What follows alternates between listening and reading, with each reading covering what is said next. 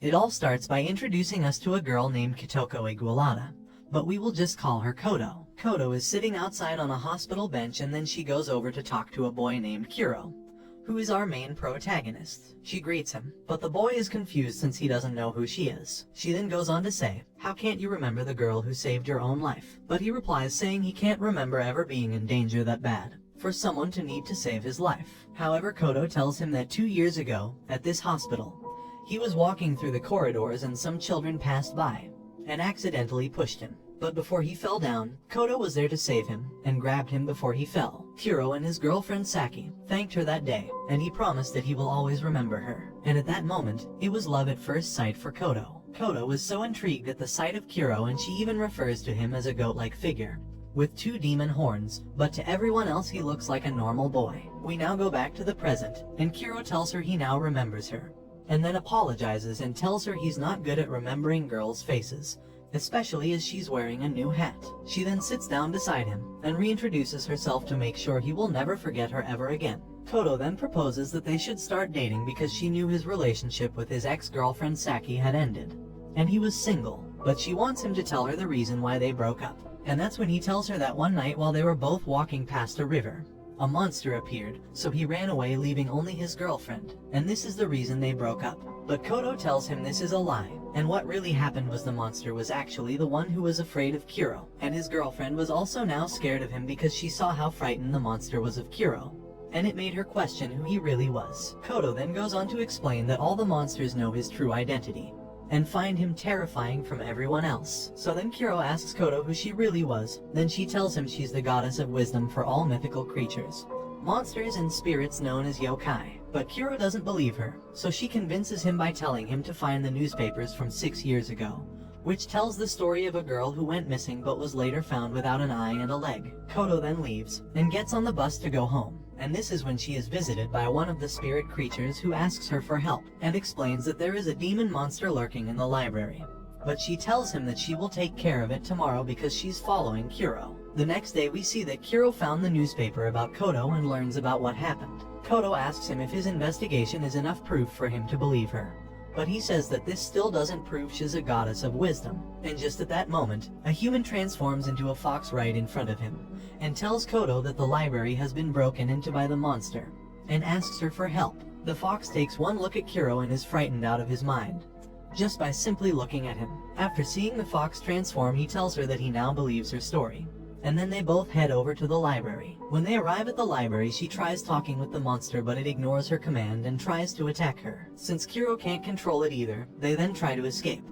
But after running for a while, he turns around and stands in front of the monster, and it ate his whole arm. Kodo gets scared, but we see that Kuro is immortal and has body regeneration, and the monster dies after eating Kuro's flesh. Kodo is shocked by this, and starts asking Kuro to reveal who he really is. And then Kuro says, "You can just ask your mythical creatures who I am." He also tells her that when he was younger he ate 2 kinds of demon meat, which gave him immortal powers. The next day, Kuro goes to visit his cousin at the hospital, and there he sees Kodo. They talk about what happened in the library yesterday, and she asked him about his arm. He tells her that he's fine, and says when he was younger one of the meats he ate was from a mermaid, and that's why he has full body regeneration. But Kodo says that by eating mermaid meat you also inherit eternal youth. However, he doesn't look like a boy anymore, and he says that it could be because of the other meat he ate that is affecting the eternal youth power. She asks him what the other meat was, but he doesn't give her an answer. Right after, Kodo then invites Kuro to come and visit one of the mythical creatures, which is a giant serpent, because she heard that it has some questions that only she could help him with. But Kuro rejects going with her and tells her that he has better things to do, so she goes alone to talk with the giant serpent. The snake tells her that all the humans are forgetting about him as he hasn't received any prayers from humans in many years, and that humans no longer look up to him as a god of water. After that, he notices that Kodo is upset, so the snake asks her what's wrong, and Kodo replies that she was upset because her boyfriend Kuro didn't accompany her. She apologizes and asks the snake why he wanted her help, and this is when it tells her that a few days ago a woman threw a corpse into the lake. The woman in question is called Tanio, and the corpse was identified as a man called Yashihara Hiru, who was Tanio's ex-boyfriend's boss. Tanio was later arrested and testified to the police that she threw the corpse into the lake because she heard about the snake that likes to eat humans and she gave it as an offering. But that was actually a lie, because the snake watched her throw it into the lake, and when she threw it in, she whispered saying, "I really hope someone finds you." He also noticed that she never attached anything heavy to the body to weigh it down, so she definitely wanted it to be found, and that's why he's asking Kodo for help, as he wants an explanation from the goddess of wisdom. She tries helping the snake by giving him several explanations as to why this occurred, but each reason she gives the snake leads to an empty plot, so she gives him one more reason as to why she did this, and she explains to the snake that it all started with her ex-boyfriend Machai, who died in the arms of another woman, and this woman was his co-worker. After Machai died, it was told that while he was working for Hiru, he played around with some numbers and embezzled a large sum of money to his account. He knew the boss would find out and he had nowhere to hide the money, and him and his co-worker were the only two people who knew about it, so they both agreed to die together in the bathtub. At the time this happened, Tanyo was carrying his baby, and she thought she was carrying the baby of the man who just betrayed her. Later on she ended up having a miscarriage, so she dumped the unborn baby in the river out of spite. Tanyo moved on with her life, and got out of the city, and now lives alone in the suburbs. Years go by,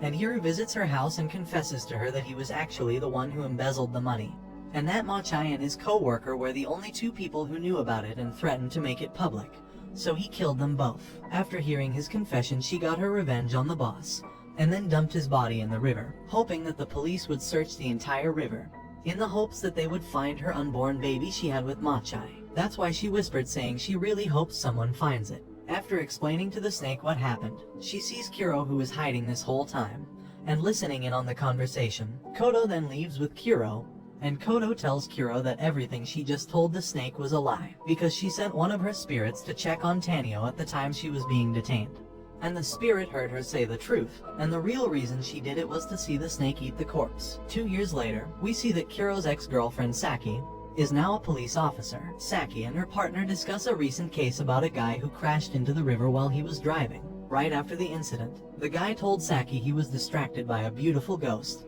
He describes her as a faceless lady with 2 big eyes, but in the police report, she wrote down that it was a puppy in the road which caused him to crash into the river. Her partner argues with her and says it's best to use the right description, but Saki told him they shouldn't mention the word ghost in their reports as it will only cause problems. Saki told her partner that this was the work of a ghost called the Steel Lady, to which he replies saying he's heard many similar cases of the Steel Lady, but still can't bring himself to believe that ghosts are actually real. Before her partner leaves, she tells him that these spirits and yokai do exist in their world, and that her own ex-boyfriend Kuro was also like these monsters, but in a human form, and that's why she broke up with him. She then starts to investigate where the incident took place, and there she meets Kodo, who happens to fall on top of her. Kodo was facing off with the Steel Lady, and this is when Saki has had enough of hearing from the Steel Lady, and wanted to defeat her right now. So she runs up to her and tries to fight the lady, but her arm went straight through her body. The Steel Lady then threw a metal beam at her and knocked her down. Kodo helps her and makes contact with the Steel Lady, and shortly after the ghost ran away. Saki asks Kodo why she was able to hit the ghost but she wasn't, and then she goes on to explain that she's not like other humans. Kodo explains to Saki that she needs to forget about everything that just happened and not to get the police involved as it will cause many problems. Then Saki pulls out her badge and tells her she is an officer, then offers to bring her back to the station for further questions and offers to treat her wounds she got from the fight. But after seeing her badge, she read the name and realized who it was, and was shocked that she just met Kuro's ex-girlfriend. She begins to express that if she knew who she was from the start, she wouldn't have saved her from the Steel Lady. Then Saki gets angry with her for being rude. They head over to Saki's apartment and Kodo tells her that her and Kuro are now dating and are happily in love. She shows Saki photos of them together, but after seeing the photos, she tells her that they shouldn't be together as he looks miserable and unhappy in all the photos. Kodo disagrees, but Saki says she would know since she was the one who dated him for over 4 years. Saki asks Kodo why Kuro wasn't there when she was facing off with the Steel Lady, and Kodo replies saying he disappeared around a week ago, and the last thing he did was text her saying to not go looking for him. Kodo leaves, and uses a spirit in the form of a giant skeleton for transportation. Saki then starts to investigate more about the Steel Lady and who she was before she died. She found out the girl's real name is actually Karin Nanase. She was 18 at the time and wasn't doing too well in life, until one day, she got an important role as a leading actress and became a famous idol and was worshipped by many people that followed her. She continues searching and finds a website that talks about the idol. It is a fan wiki page, and there it tells her everything she needs to know about Nanase. She clicks on the wiki, and it explains the death of her father, Apparently her father died from an accident by falling down the stairs. But then there were rumors that Nanase was the one who killed her father, since he hated her for becoming famous and embarrassing his family. Because of this rumor, Nanase had to temporarily withdraw from acting. A few days later, Nanase died of steel beams falling on top of her at a construction site. Kodo is also now searching for a way to defeat the Steel Lady, because all of her spirits and little creatures are too afraid of her, and since she's their goddess, she feels like she has to be the one to stop her. Later, Kodo visits a restaurant and is greeted by a spirit that tells her the Steel Lady had appeared.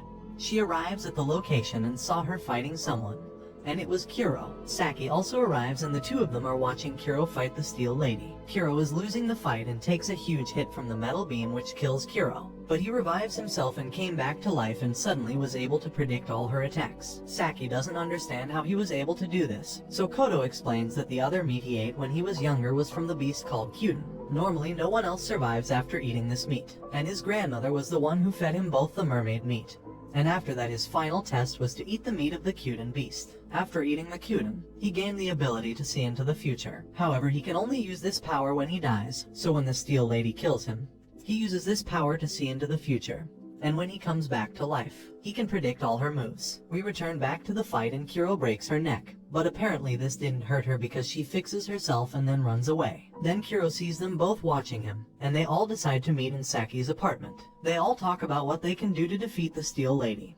And that's when Kodo explains that she is a different type of ghost from the rest of the yokai spirits because she was created by the imaginations of humans who idolized her. These people gave it a name and an appearance, so it ended up becoming real. Saki asks Kodo how so many people were able to think of the same image in order to bring her to life, and she tells her it was because of the wiki page her fans created. So to stop her, they have to rewrite the story of the Steel Lady and make it interesting enough so everyone stops believing the Steel Lady is a real ghost. And if they can do this, all the believers of the Steel Lady will change their minds and she will cease to exist. To proceed with this plan, Kodo needs more information and asks Saki for her investigation files. The files have all the necessary information about Karin Nanase. They go to the place of the incident, and with the help of a ghost they verify that she was indeed crushed by the metal beams. However, she never actually moved out of the way, almost like she wanted to be crushed. They talk to the ghost, and they all agree that they should come up with a fake narrative to replace the old one, and finally get rid of the Steel Lady. To confirm the story will be a success, they can use Kuro's power to see into alternate futures, and he can see the future of where the Lady Nanase will no longer exist. That night, we also see that Saki's partner was a victim of the Steel Lady. With the news of this spreading, Kodo's chances of defeating the Steel Lady decrease, so she starts thinking fast to come up with a story to defeat the Steel Lady once and for all. After a few hours, she has 4 solutions to be able to get rid of the Steel Lady. But this leaves her very tired and she wants to sleep, so Saki and Kuro head out to get some food. She asks Kuro why he's dating Kodo since she's not his type, and she also tells him that she knows the truth, that he is in love with his cousin Rika, who has been in the hospital for over 3 years. And this is who Kuro regularly visits. They go to meet his cousin, but when they meet her, Saki was frightened just like the time she broke up with Kuro. Kuro explains to Saki that even though she's sick, she won't die because she has the same powers as him, and she also ate both of the demon meats. After Kodo wakes up, she talks with Saki, who asks her if she knew about Rika having the same power as Kuro. She tells Saki that she knew about this and they start piecing together who she really is. Kodo explains that after they discharged her from the hospital, she stayed with them for a few weeks. At first they didn't get along, but over time they became friends. While she was staying there, she noticed that Rika was always on the computer and also liked to create art. But one day, she suddenly left. She never realized up until now that she was the one who created the page of the Steel Lady, as she has the same painting style as the image shown on the wiki. But Kodo could never imagine that she was the one behind this. She then realized that Kuro already knew about Rika being the creator of the Steel Lady, and that's why he was gone for over a week, because he went out to go find her, and that's why he told Kodo not to go looking for him. This is why it's been so hard to defeat the Steel Lady, because Rika has been using her power to see the future, and she always finds the one where people believe in the Steel Lady the most. But each time she uses the power, she dies and comes back to life, making her body frail, as she's done this hundreds of times to keep the ghost alive. A yokai spirit visits Kodo and told her she found the Steel Lady, and Kodo says this will be the final night to defeat her. They will need Kuro to fight the Steel Lady while Saki and Kodo write fake stories on the wiki page to try and convince the masses to stop believing in her, so she gets weaker and finally disappears. Rika is seen using her power, where she chooses a future where the Steel Lady will still exist, and Kuro is trying to do the opposite. Kodo tries to convince people on the site that the ghost isn't real, and that it's an actual person dressing up as the Steel Lady in order to get away with committing crime, because they know the police investigations will never lead toward the real culprit. However, she fails to convince the people on her theories, and they always contradict her arguments. She tries telling them many other reasons as to why she doesn't exist but fails. So this leads to her fourth and final story, where she tells the wiki that Karin Nanase is actually still alive,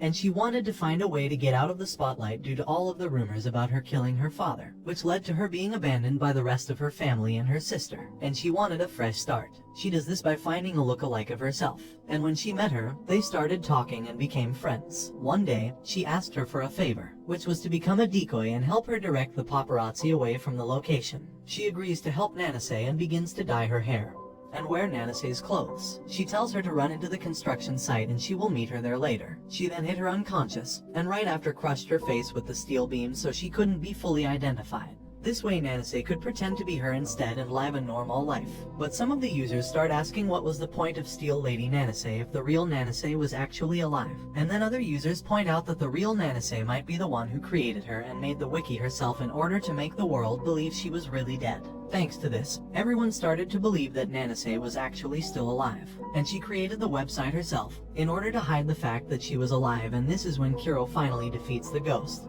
and she disappears from existence. Their final step is to find Kuro's cousin and defeat her. But I guess that will happen in Season 2 of Spectre. Thanks for watching. Don't forget to like and subscribe if you enjoyed, and turn on the notification bell so you never miss out on another video. Until next time guys, take care.